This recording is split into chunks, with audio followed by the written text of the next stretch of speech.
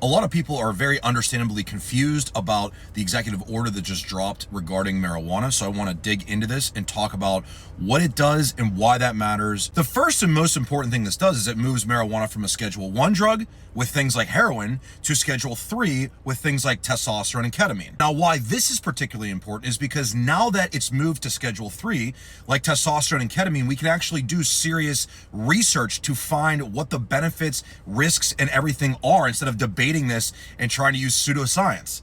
Also, really important to understand that marijuana is still federally, recreationally illegal. And that is still the case with this executive order. That does not change that. Now, in some states throughout the country, it is recreationally legal in those states, but it's still federally illegal in that capacity.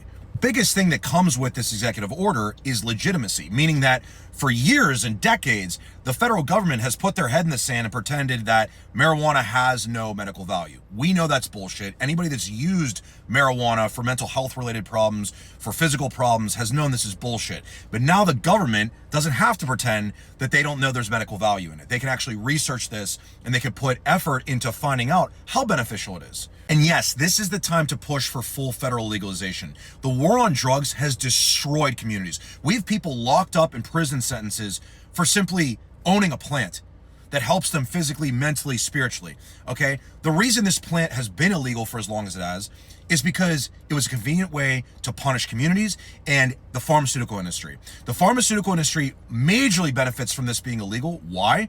Because marijuana can solve a lot of physical, mental problems that medications are putting band-aids over, right?